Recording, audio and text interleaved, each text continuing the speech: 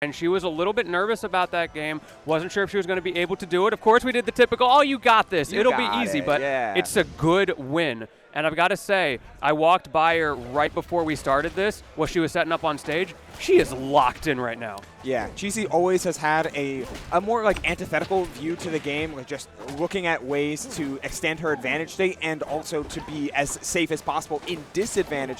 Hence why Marlon is absolutely locking in the Orcane here. Orcane has a lot of the same traits, a very antithetical, different, awkward way to look at the game in a lot of ways, and a lot of way to approach that you're not going to feel as bad about when looking at locking in Rasta. Okay. Meanwhile, you know, I say all that, and then Lamau frame 3 nair. Yeah, don't even worry about it. Why would I think when I could just use my nair? But I agree, it makes a lot of sense that Marlon's using this character, a character that he was willing to use when they weren't considered as strong, and now considered very strong on the current patch, so fits him nicely, quite convenient. A familiar matchup too, you know, Remrin over ZB just happened, you know, Remrin locking in pretty good, so this could be a couple of Orcanes making it into the top cut if all things allow.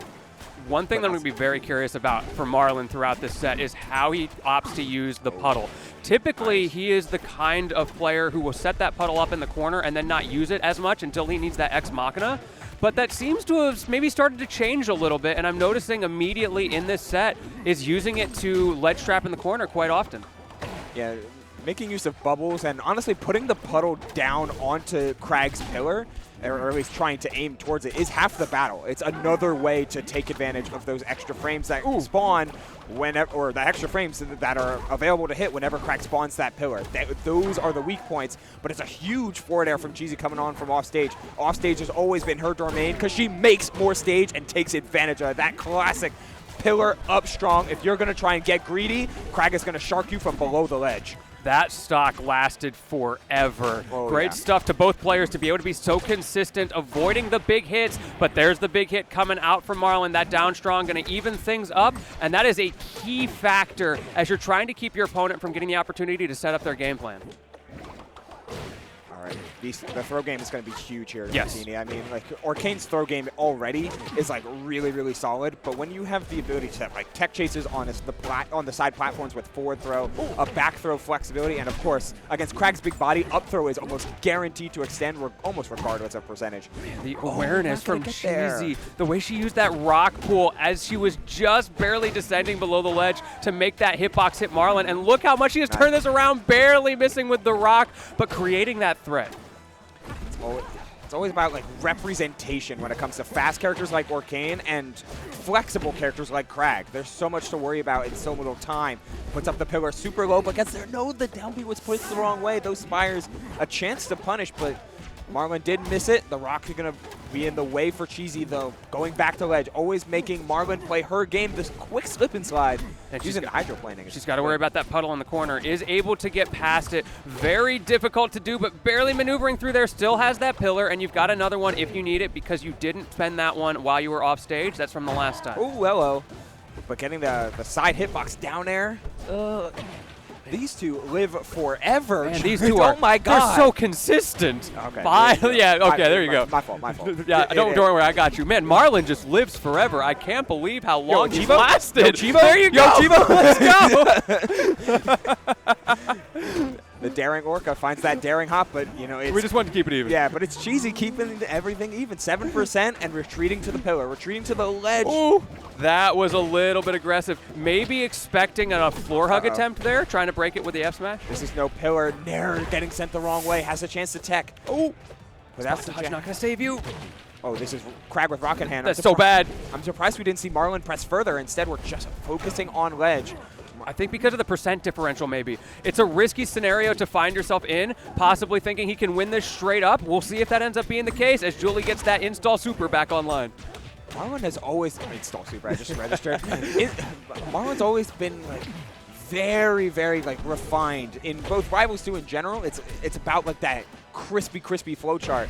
And Orcane's flowchart has been doing so well, but Cheesy knows how to knows what hits to take, and knows how to respond in kind. 133, 95, but Kragg is the heaviest character in the game. 150, nothing to this Beetle. Finding the way back to ledge, freshening the invulnerability, puts out a back air, always keeping Marlon one step away from ledge, which gave her all the space to pull rock, pull pillar, and reaffirm herself on this stage. We've reached the point where that really threatening nair from Marlon, there you go. Wow, that Speaking was of the nair, not only is No an pillar. incredible situation to get the edge guard there, but when you're at those high percents, even at center stage, it sets up an edge guard situation.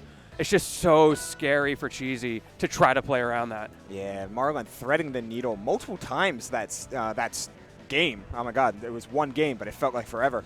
The quick, like, hydroplane into the reverse grab of the ledge.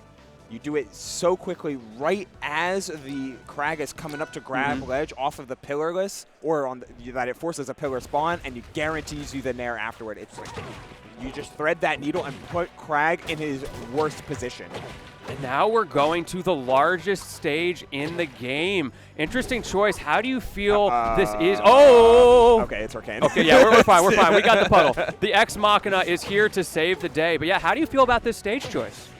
I feel like it's exactly in Cheesy's wheelhouse when it comes to bans and counterpick flowchart. Cheesy always likes to play to extremes, and oftentimes because of the survivability that is on offer for Kragg all the time, Fire Capital just expands that to the nth degree. Like, you're always manipulating if you're sent forward and backward. And Kragg, a lot of times, your most powerful kill moves are things like down air, are things like down toss rock, are things like the aerial down special. Those don't care about how big the sides or the ceiling is. They just care about how low that floor is. That is very true. Oh, that rock kind of clipped through the stage there. Perfect spacing from Cheesy. Those small optimizations. And now just threatening, juggling with it, doing some box jumps, if you will, trying to make sure that it's difficult for Marlon to zone break. Yeah. We haven't been seeing a lot of the bubbles or even a lot of, like, puddle repositioning. Wow, what a pickup. But Fire Capital is a big stage, 150%. We're still holding on here. Playing around at ledge, putting out that invincible forward air. Wow, Marlon read a roll, but Cheesy didn't give it up. She wasn't afraid. She's never been afraid of the corner. It's where she maximizes her value, and putting Marlon in the corner is exactly where she wants him to be. Oh, putting out the fair, but missing because of landing on the rock, and that's just going to do it off of the up throw. Marlon asserting the lead, always been calm and careful when it comes to holding down this lead and knowing what risks he can take. Oh. Okay, this is an opportunity for Cheesy to get back into it. The forward air barely missing as Marlon squeaks by, trying to set up a bit of a frame trap. Air dodging through the rock will get you hit by the forward air, and just these rinse and repeat pressure sequences in the corner, but Marlon will not die.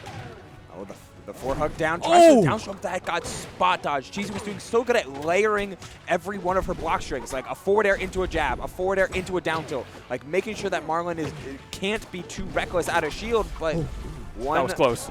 Caught in just the right spot. Yeah, 188. We're talking about how heavy Kragg is, but Orcane, not so light himself. I think a key factor here is that Julie is not getting some of those kill options that you talked about, trying to kill off the bottom. Marlon is so quick to use that puddle, and having such a large stage means that if it's on the other side, there's nothing you can do. Salute to the nair. Yeah, it was DI out on that nair too, and Fire Capital, like, getting sent all the way across the other side. We might be at forward throw kill percentages now. That's assuming you can land a grab, which, you know, yeah, good luck. Not guaranteed. Wow, that sent it to tumble at 50. Okay, it's fine. Marlon is playing that down tilt heavy game, just kind of spacing out a little bit. If you can get the whiff punish grab on that, there's an opportunity. But honestly, those opportunities are kind of fading away here. 100% on this last stock, and those nairs from Marlon. There's no pillar. Has to use pillarless twice, and Marlon knows that. Yeah, that's it.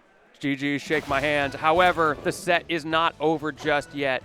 Cheesy has one more opportunity.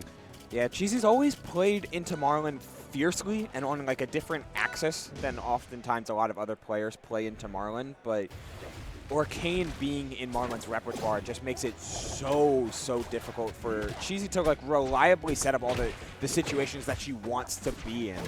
I'm really happy to see Cheesy being willing to go to a different stage. Agreed. I think your rationale that you explained, and probably her rationale on stage, made sense to go to the stage, but in practice, it didn't work out. So you have to adjust to what's happening in the moment, where Marlon's strengths are showing, and adapt. introducing a lot more of these down airs off stage, hitting the rock as well, finds the tech chase on the platform. Ooh. Empty line grab too. Cheesy, a little bit more offensive introduction here, and then down strong connects. First one of the set, and it comes at a much, much needed time. It was close, but not quite there. Ooh! Tries to get a reset there. Marlon breaks out. Only 5% on this Orcane. Can Cheesy continue to press this lead? You have the opportunity to play to your win condition. Ooh, great parry. Wow, the parry vulnerability lasted forever because it was like a reverse parry. It's just doing so well. Up throw, trying to reset on these platforms. See, now Cheesy is like flipping the axis a little bit. All right, if down wasn't work and I can take the survivability of the ceiling so well. Nice edge guard by Marlon, attacking the pillar. The fundamental thing to do against Kragg. But if like verticality downward isn't going to work out for Cheesy because Marlon is just too slippery, then verticality on the platforms and finding things like down air up strong or down air up air, like those are going to be a little bit more on the table with such a uniform, accessible stage like GOML Delta.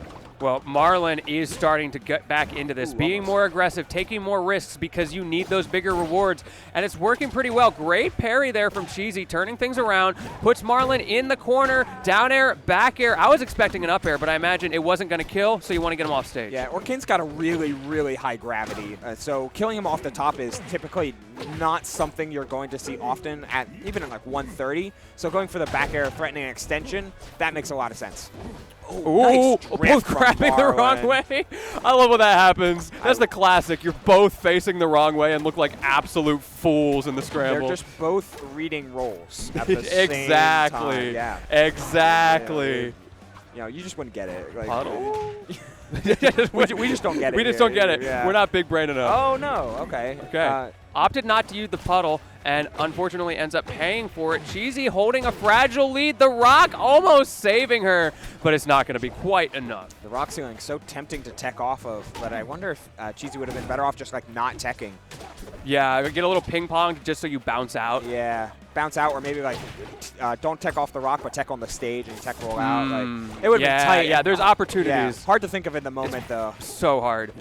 Especially once you're these getting, tech chases? Yeah, once you're in this blender, Orcane down air. We haven't even talked about Orcane down air. No, we have not. Oh, that move is nasty. The absolute drill that can confirm just so much. Yeah, hit him with a drill type beat. Yeah. Marlon. Get Fabs back on the mic. We're going to the UK. Oh, okay. Good to know. Wait a minute. Special pummel. Wait, you got to make something happen here. Unfortunately, that recovery, even without the puddle, can go surprisingly high. Yeah, the Orca Hop is a little bit deceptive, to say the least. Finds the forward throw. Oh, wait. Cheesy's making stuff happen. Oh, the read was wrong. That was just a straight up 50-50 there.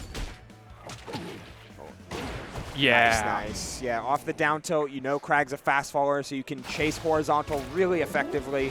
Marlon, after seeing life flash before his eyes a couple of times, ends up sealing out the game with a simple chase down of the forward strong. You get a little bit of the hydroplane forward strong, a little pivot in there to get a little extra distance, and Orcane's wave dash is already insane. Yeah. Well played by Marlon. He, as the #1 seed, stamped his ticket into top 8 winner side. Yeah, great to see Marlon showing the strength that he brings to the table.